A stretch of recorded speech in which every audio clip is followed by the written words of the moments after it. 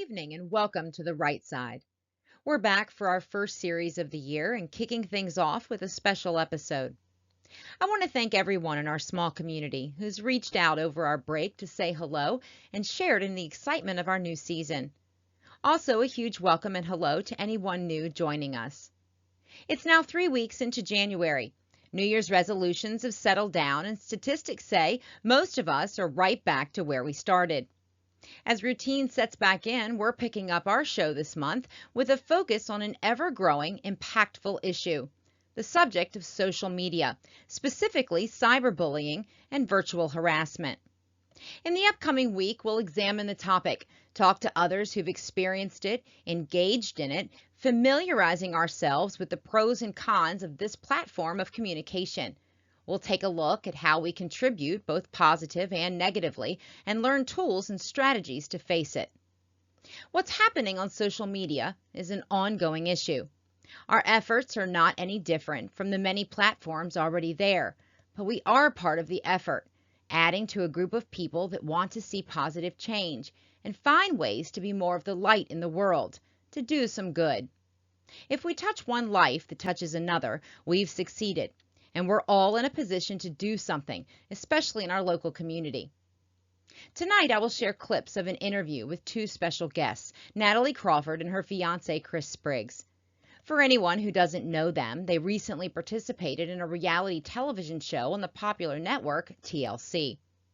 On television for merely a few minutes, their lives were rocked upside down as Natalie's 17-year sisterhood with her best friend came to a dramatic end. The disagreement, played out on national television, created a firestorm on social media and a roller coaster in the reality of their lives. Both reality television and social media are great platforms for individual perceptions to deeply blur reality, as each of us watching create our own assumptions and opinions from a tiny glimpse into complicated lives and dynamics. It's fair to say that both Natalie and Christian knew the risks of sharing their lives on a popular reality show. They'll both be the first to admit they're accountable to the idea that they signed up for this and knew there were potential negative risks. Yet nothing could really prepare them for what was the worst-case scenario. In taking that risk, they're living through it and learning from it. Today, they choose to share about it, feeling a responsibility to speak up and speak out. It's not about pointing fingers or creating negative noise. It's about raising awareness for what is happening in our real world with a living example. What you'll find is frank honesty, accountability, and an amazing resilience to grow every day. In owning their truth and standing by it, they are reaching a place to rebuild and choosing to do and be better every day. At the end of each day, we're all just works in progress. Flawed, broken, but surviving. It's our goal to help others attempt every day to reach a better version of themselves. Our series this quarter is a great opportunity to learn together. I opened my interview with Natalie and Christian with a warm welcome and inquiry as to why they were here. So why are you here today? Well, first of all, Gretchen, I just wanted to thank you for having us here today. We wanted to have the opportunity to tell our story, get some closure, and to move on. We have a lot of positive things happening for our future, and we're looking to focus there. Though a difficult process, Natalie and Christian tried to maintain a low profile, doing their best to steer away from sharing any evidence of their own on social media. Thank you so much, and we're really here and are happy that you're sharing your story. We also want you to have closure, and we're excited to see what you have in the future and help you get focused on those things. Now, social media has been very loud, and up until this point, you've been pretty quiet. I wouldn't say you've been silent, but you haven't been contributing to the wheel as everyone else has. You've done one interview with someone else, and you've basically sat back and not lashed out. I'd like to know, why is it that you've maintained your silence for so long? Honestly, Gretchen, it's one of the hardest things I've ever had to do. I've wanted to react and do a lot of things and jump on people and say the truth and get my story and my side out there. But I really had to sit back and think about the future and what I have going on, my entire support system, my fiance that's here with me today, and everything that he has been helping me with. And I just wanted to choose to fall on them and rise above all of this. Now, making the choice to break their silence, something they deserve to do, I ask them why. What do you want to clear up today? I want to clear up the fact that I have not been accurately portrayed. I have also not leaked anything, nor have I engaged, really. Natalie and Christian both were accused of leaking information to tabloids and a multitude of social media resources. This is their response. Thank you guys for sharing that. It's very admirable to try to take the higher road. You know, it's easy not to do that. One of the things that's been in the media is that you have been accused of leaking personal information to the public about others, specifically on the show that you were featured on. I'd like to know from you both what you've leaked personally or anything you've contributed to. Have you been, a hand in leaking negative information about someone else? I have absolutely not leaked or sold any type of story to anyone. I haven't put out any personal information. I haven't ever done anything that I've been accused of. I have also know to myself that there's more than just myself that know stories. So the fact that I'm being accused is just beyond me. I am not the one that has done any of these things. And I have not said anything.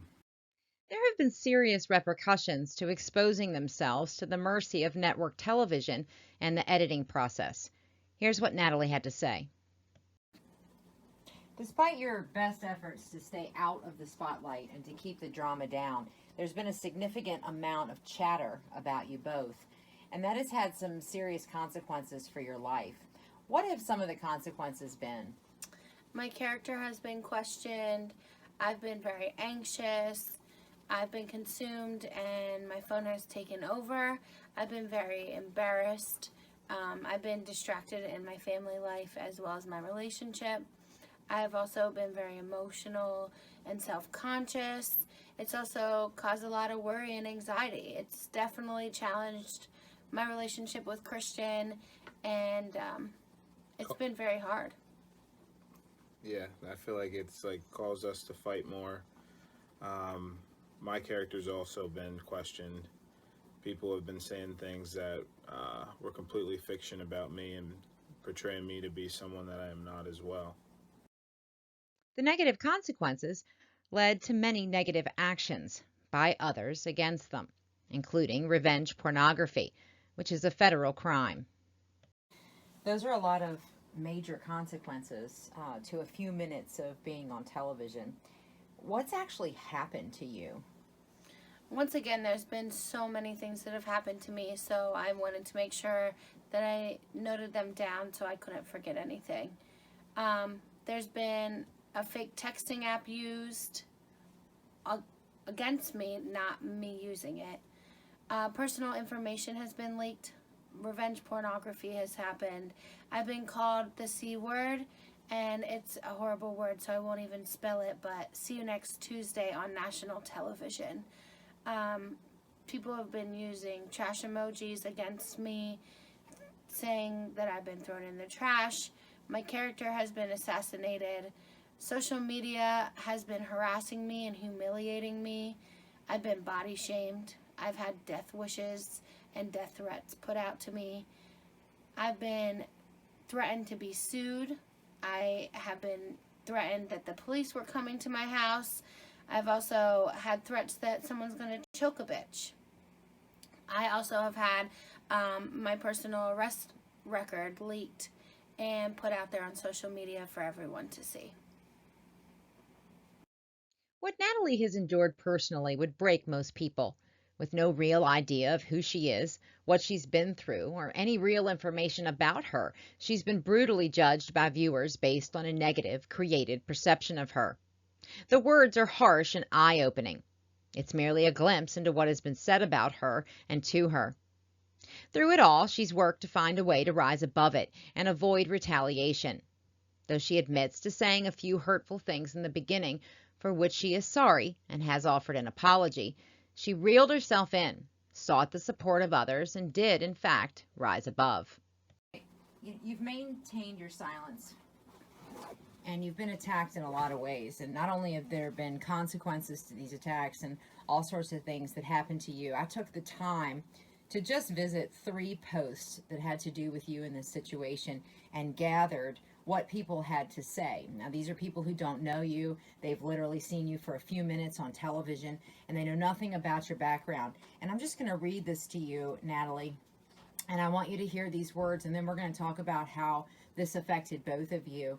I read that you should get a life and a therapist. You were stupid and weird, that your brain is broken, you have no friends, no social life. You were noted as being sad and creepy.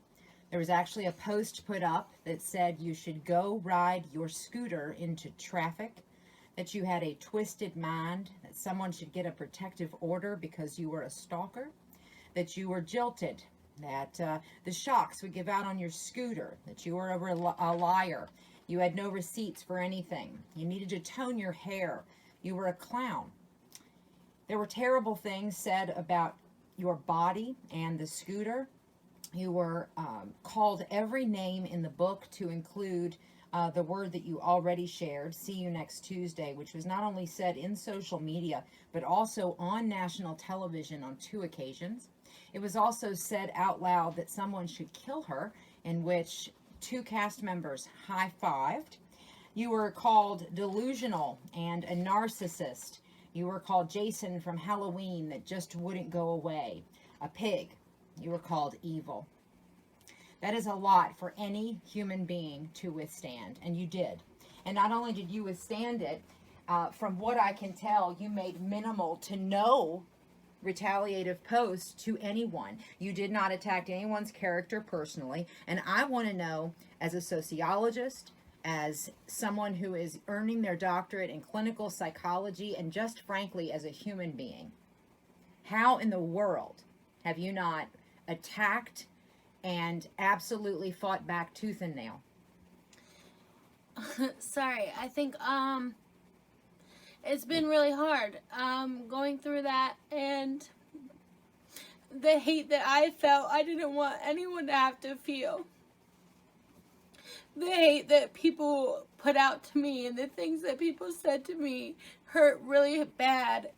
And I never wanted anyone to have to feel the way that I've been feeling because of all of this. So I chose to stay close to the ones near me and the people that supported me and rise above all of the hatred and the mean things that were said and just remember who I really am as a person. And Chris, I would imagine, as her support system, that this was very difficult on you as well. I would imagine that it's not easy to hear these kind of things about someone you love. Frankly, I'm shocked that you wouldn't have lost your temper and jumped to her defense. And I understand both of your methods and what you're trying to accomplish. I guess I really just want to honor here how difficult that is. So Chris, tell me about that experience for you. Right, it was difficult for me as well. Obviously, seeing someone you care about so much go through that every day, and deal with normal everyday life things was tough. Natalie and Christian are doing their best to use this platform to create more awareness and challenge us all to be more conscious of what we say to others. I deeply appreciate that both of you would be so candid and sincere and honest. I don't think it matters who we are, of what we've been through. Words can hurt people, and this is evidence that words do hurt people. And Natalie, I'd like to ask you and Chris today, what would you tell someone else in your position? What would you tell somebody who is being cyberbullied or cyber attacked? All the different things you've been through in the last few months, what do you have to say to someone else? I really would like to just say that just keep your chin up and stay strong. Remember who you are as an individual, and remember what your morals are. Remember how you want to be treated. Treat others the way you want to be treated, and find someone, anyone, to support you, anything or anyone that can support you, and getting through this is best. Don't hide from it. Don't try and run away. The emotions are still going to be there, and just try to fight them head on, and lean on the people that you love and that support you the most at that time.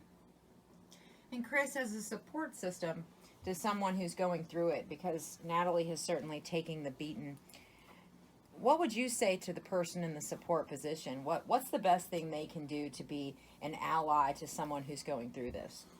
I would probably say listen, and listen very closely, because throughout all the chaos, the person typically will tell you what they need from you. So listen and be supportive, and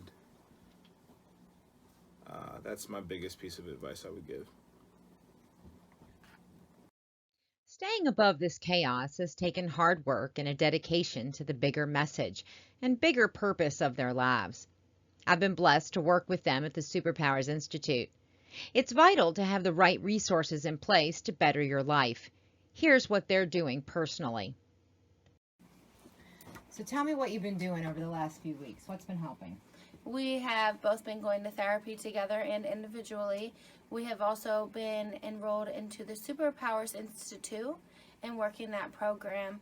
We also have been trying to spend less time on social media and engaging in the negative activity. I've also been trying to make more time for each other and our family, as well as hugging a lot more, and we've been trying to argue a lot less. And we're also using the love bubble, and basically doing the work, doing whatever it takes to make sure we're moving forward and getting ready for big things. At the Superpowers Institute and on the right side, we strive to increase social awareness. It's our goal to help individuals be the best versions of themselves so that our collective society is in turn the best version of itself. There are many issues we've addressed in the past, and they're all important. This series on cyberbullying and social media is especially concerning. It's a platform for our many issues to collide, making it powerful and impactful to anyone who can connect. Each of us contribute. Good, bad, or ugly, we contribute. Logging into our favorite sites, pages, groups, and sharing our endless opinions and judgments, all hiding behind a computer screen. If everything on social media you've ever said was put into a list, how would it represent who you are? I had to really think about this myself. I've been very passionate on social media before too. It's easy to do. Many people I talk to in my work, on the internet, and in my life describe the world as a dark, negative place right now. People often say it's a scary time, and it is. What is scarier is how many of us are contributing to the problem, not the solution, done in the shadows of social media while standing in the light of the world. Am I describing you? In reviewing the negative posts and material about Natalie before doing this interview, I found some interesting contributions to prove this very point. I decided to click on the profiles of the users who have made some of the most ruthless comments. These posts attacked Natalie's character, her weight, and echoed general hateful feelings about her. What I found shocked me. There were fathers and mothers, those that boast their devout service to their respective religions, mental health professionals, suicide survivors, health and wellness specialists, educators, people standing up for autism, and several people that reference advocating for a cause or living to inspire others by theirs. So I ask, how can we be both? How can we shine our light so bright in the world and then seek so harshly to dim in others? Someone who is essentially a stranger. Does television and social media cloud our ability to remember these are real people? What if it was your mother, your sister, your daughter, or your friend? Virtual harassment like this is not just happening to Natalie. It's Christian, Ashley, Jay, the entire cast of this show, and even former cast to this day. It's experienced by popular fans like John Yates and Auntie, not to mention the countless other celebrities, reality stars, organizations, and businesses. People we don't know, and people we do. We throw stones like we don't all live in glass houses. There doesn't seem to be any limit to our hatred, and that in itself is the saddest of all. Social media has become a platform for hatred to manifest and spread like a disease. And the only cure, the only way to make changes in the world we live is to be that change. And I encourage all of us to be more accountable to that message.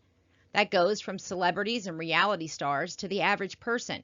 If it would bother you to be cyberbullied by another, don't be engaging yourself. We can all work further on polishing our own integrity. Lisa Vanderpump from Vanderpump Rules is accountable to that message. As a reality star and successful business owner in 2 shows on Bravo, she recently sent a strong message to viewers when she fired a popular employee for body shaming other staff members. Firing this gentleman was quite costly to the profit of her business, yet she made the choice to honor the value of standing up for what is right over the continued financial gain. It was a positive moment for reality TV. Kudos to the producers of the show for airing it. I'm sure Lisa Vanderpump and her restaurant will see even greater prosperity from this incredible act of character. Kudos to the network for having reunions where you at least attempt to come to a positive place and show a deeper understanding of the people you premiere. Programs like the one Natalie and Christian were on should take a hard look at their responsibility to the social climate of the world. Promoting hateful rhetoric may be worse than the hate itself. Shame. This concludes part 1 of our interview with Natalie and Christian. Part 2 of the interview, where they answer your questions, will continue now, live on Instagram at Superpowers Institute. If you're watching this program after January 20th, the live portion will no longer be available. Please hit the subscribe button to our YouTube channel and feel free to share this program with a friend. If you have a story or want your story heard, please contact us at thesuperpowersinstitute.com. Thank you for joining me for The Right Side. Remember, a focused imagination is a magic wand. Until tomorrow, be blessed.